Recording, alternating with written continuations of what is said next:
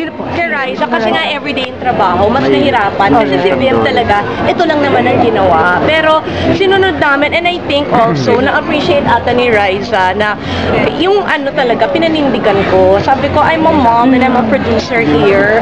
I'm sure you all understand talaga na pag-pass your papers time, pagpahingahin naman natin. Tapos may moment na nainitan silang dalawa ng sobra, di ba, dun sa palengke. I was not there that day kasi may trabaho ko, pero parang migraine ata itong maliit na to. So 3 hours tenga, kasi ang sakit-sakit ng ulo, pinatulog, minasahe, hinintay.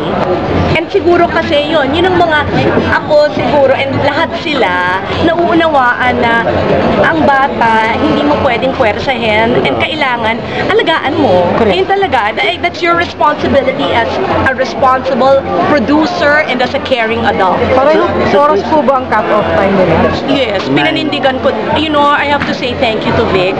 He never pulled any hindi siya, and love na love ko talaga si Jose at si Paolo. They never complain na kasi kailangan 8:30, nagra-wrap up na 9, nakasakay na sa sasakyan yung dalawa. Si Jose at si Paolo, considering, di ba, ang call time pala nila for all for 1, 9 a.m. every day. Sila yung napapack up na 3 a.m., 4 a.m., di sila nag-complain. Kaya talagang lahat sila napamahal sa akin. Chris, okay lang kung kulang ka ng reaction. Of course, alam mo naman na medyo hindi boto ang isa, of course, sa pagpasok ni Bimbi sa showbiz. And I'm sure nakakarating sa yan. Do you have any reaction? Ngayon mo na. You know, ganito lang yan. As long as I don't react, it doesn't become an issue.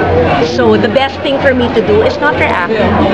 Dead ba na lang? Oh, life is wonderful. Life is beautiful. Okay lang po. Pwede bang peace na lang lahat? Para na lang sa mga pinagdaanan Gorgie, natin. kulit mo, Sa mga pinagdaanan natin. No reaction. I'm mature na. Pero yun din na natutunan ko kay Vic, kung paano tumahimik. Ako lang maingay sa set. Parang lahat sila puro zen, puro mga relax. Sabi ko, alam mo, pag ang mga ABS dumating na. Kasi oo, iba tayo. Maiingay tayo, may built-in loudspeaker. At parang, pag nagsasalita kami, parang talk show. Performance level. Silang lahat, bumubulong, relax. Tapos alam mo lang, pag tropang ABS nandun na, wow! Biglang ganun. Ang sarap kasi parang natuto ka na lang. Tapos naman, like, boy! Sa kapatid, no, hawak mo. Nakaroon ka na ba ng love life favorite one? No. Is it a choice or Walang opportunity, and siguro Vic said the best thing kanina, sabi niya, and si Aiza also said, they can see him a good mom. So siguro kung ilusunin ko pa at i-career ko pa magka-love life, baka mag-suffer yung pagiging nanay ko. Maganda naman yung nagiging resulta. Okay na yun. So you're not dating? No date? No, kasi siguro ang date would mean pinlano nyo and all. Meron akong friends, Gorgs, pero we're not interested in each other in that sense. Na, alam mo yung, hindi naman kami yung, but we like each other enough na, like, kung gustong lumabas with friends, it's okay. Pero, very strict ito. Yung kuya niya, Zen Pero itong maliit, talagang, ang daming permisong pagdadaanan para pagpayagan ako. So, nung like, last night napayagan niya ako, we came from Tahiti, sabi ko, it's Tito Apple's birthday. Bilang fan siya ng Black Eyed Peas, sabi niya, okay mama, but don't stay out too late. Ganun lang. Ganun lang. So, nag-guest sa inyo si Pauline, at of course, nag-bonding na rin sa mga bagets. Alam mo, she's so nice because bawal yung dalawang bagets doon sa Julie's. Okay. Kasi Mr. Donut sila, yung Julie's Bake Shop. So she did the scene.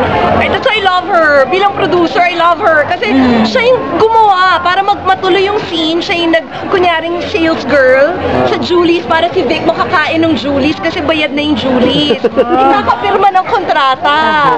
Kasi si Raisa naka-anim na ata. Tapos kinuha si Bim at pinapirma. Okay. I love her. Thank you ako ng thank you sa kanya na ginawa niya. Tapos sweet siya kasi kung dadala niya ng pasalubong si Vic, pati si Bim.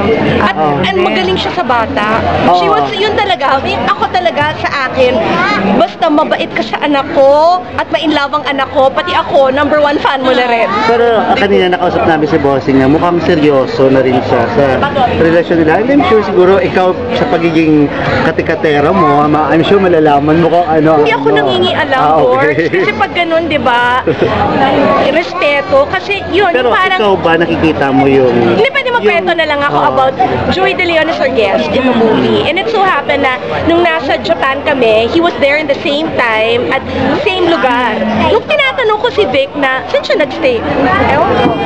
Saan sila nagpunta? Ewan. Parang, they've been close these years, pero yung nitty-gritty, hindi inaalam. So, kinuha ko yung, cue ko from that, na bawal sa kanilang umuusisa, at huwag kang mangialam sa buhay ng may buhay. Parang, kaya maganda samahan nila, hindi kagaya namin ni Boy Abunda na, ultimo anong binreakfast, sinong nakasama that day, ilan ang appointment, yung ganun kami. So, na-realize ko, sa lalaki iba pala.